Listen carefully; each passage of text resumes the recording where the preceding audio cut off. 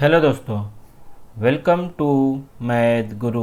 आज high court में NIS deal से रिलेटेड एक काफ़ी इम्पोर्टेंट हेयरिंग हमें देखने को मिला, जिसमें मनदीप कालरा सर और अपोजिशन के लीडर एडवोकेट के बीच काफ़ी गर्मा गर्मी भी देखने को मिला। पहले आज के हेयरिंग का एक छोटा सा क्लिप आप लोग देखिए, उसके बाद सारी बातों में मैं आप लोगों के साथ चर्चा करूँगा आखिर आज कोर्ट में क्या क्या हुआ। Page 52, Annexure A. That they take a decision within 24 hours, there is no policy, there is no ministry, etc.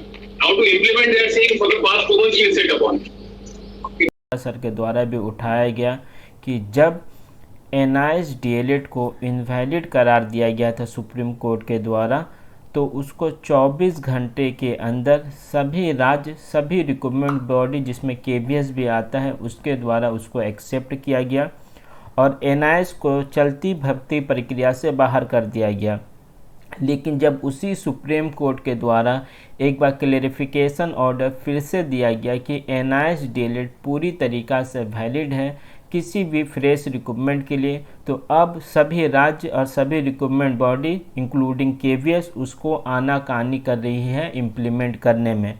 शुरुआत से मैं अगर बताऊं आज के हेयरिंग में क्या हुआ, तो आज सबसे पहले मनदीप कालरा सर के द्वारा हाई कोर्ट में, दिल्ली हाई कोर्ट में यह जानकारी दिया गया कि एनआईएस को जो है सुप्रीम कोर्ट के द्वारा पूरी तरीक़ा से वैलिड कर दिया गया है और जो सुप्रीम कोर्ट का जजमेंट आया है वो 28 नवंबर 2023 से ही जो है लागू किया गया है।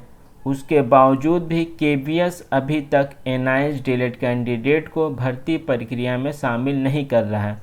उसके बाद से जो रिस्पोंडेंट के एडवोकेट थे, यानी जो केवीएस की तरफ से जो एडवोकेट थे, उन्होंने जानकारी दिया कि हमने जो है मिनिस्ट्री ऑफ एजुकेशन को फाइल ऑलरेडी भेज दिया है। वहाँ से जैसे ही हमें आगे का प्रोसीड्योर करने का ग्रीन सिग्नल मिलता है, यानी जैसे ही एडमिनिस्ट्रेटिव लेवल पे सारे काम हो जाता है, तो इनके बातों को जो है आगे बढ़ाया जाएगा। तो उसी को लेकर फिर मनदीप कालरा सर ने जवाब दिया कि सुप्रीम कोर्ट का ऑर्डर है ये कि पहले से ही इस डिग्री को जो है 28 नवंबर से ही लागू करना होगा। जब बाहर करने का टाइम था तब इनके द्वारा 24 घंटे के अंदर एनआईएस को बाहर कर दिया गया। उस समय इनको किसी भी तरीका का कोई भी अप्रूवल लेने की मिनिस्ट्री से हो या एडमिनिस्ट्रेटिव लेवल से किसी भी अप्रूवल को इनको ज़रूरत नहीं पड़ा। लेकिन जब अब ये डिग्री वैलिड हो चुका है तो लगातार बहानाबाजी किया जा रहा है इनके तरफ से कि हमें जो है अप्रूवल की आवश्यकता है। आखिर कौन सा अप्रूवल की आवश्यकता है ये बात हमें भी जानना है। तो इस तरह का दोनों ही एडवोकेट में काफ़ी थोड़ा बहुत जो गर्मा गर्मी भी देखने को मिला। उसके बाद से जज साहबा ने बीच में इंटरफेयर करते हुए बताया कि मैं मामले को देख रहा हूँ, आप लोग थोड़ा सा चुप रहिए। उसके बाद से जज साहिबा का तरफ से जो वीडियो में मुझे समझ में आया कि लगभग 2 हफ्ता का टाइम दिया गया है कि आप जो है आखिर अप्रूवल किस बात का, एडमिनिस्ट्रेटिव अप्रूवल जिसका बात कर रहे हैं रिस्पोंडेंट के एडवोकेट, उसको जो है 2 हफ्ते के अंदर जो है बताइए। और केवीएस और मिनिस्ट्री ऑफ एजुकेशन को जो है एक नोटिस भी भेजा जाएगा कोर्ट के तरफ से कि आखिर क्या है मामला, उसको जानने के लिए। तो सबसे बड़ा यही बात है। अभी फ़िलहाल जो है ये पूरा का पूरा मैटर एनआईएस के पक्ष में है और आप यकीन मानिए आज नहीं तो कल केवीएस को भी जो है एनआईएस को ज्वाइनिंग लेटर देना होगा। लेकिन सबसे बड़ी बात इसमें ये रहा कि केवीएस ने डिनाई नहीं किया है कि एनआईएस को वो भर्ती प्रक्रिया में शामिल नहीं करेगा।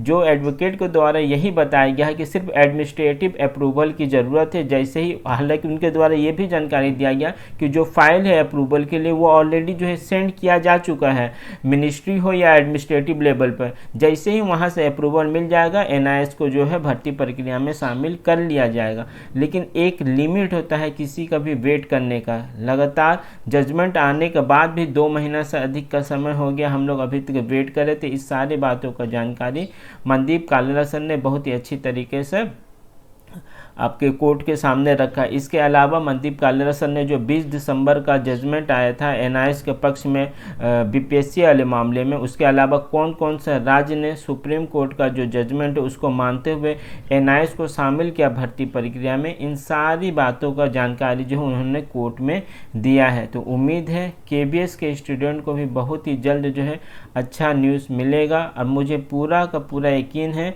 बीपीएससी टीआरई 2.0 और केवीएस वाला मसला फरवरी के महीने में ही जो है सुलझ जाएगा और एनआईएस को जो है भर्ती प्रक्रिया में शामिल कर लिया जाएगा। और मैं आपको सुबह में भी बताया था मामला फंसेगा आपका बंगाल, लेकिन हाल ही में मेरा आज सुबह के एक वीडियो मैंने जो अपलोड किया था उसमें मुझे जानकारी मिला कि तेलंगाना सरकार ने अभी तक एनआईएस को शामिल नहीं किया है। तो मेरा वही सजेशन रहेगा, अगर आप सरकार से सीधा संवाद कर सकते हैं, सीधा बातचीत कर सकते हैं तो सरकार को अपनी बातें बताइए, वरना फिर कहीं ना कहीं आपको भी हाई कोर्ट का रास्ता करना होगा अगर आपको भर्ती प्रक्रिया में शामिल होना है तो। लेकिन काफ़ी ताज्जुब की बात है, सरकार अगर वाकई में ना चाहे तो वह हाई कोर्ट और सुप्रीम कोर्ट का जजमेंट को भी दरकिनार कर देती है। किस तरह से ये पूरा का पूरा मामला हमें इस एनआईएस डीएलएड वाले केस में देखने को मिल रहा है। यानी सरकार हाई कोर्ट और सुप्रीम कोर्ट का जजमेंट को भी दरकिनार कर दे रही है अपना ईगो के कारण।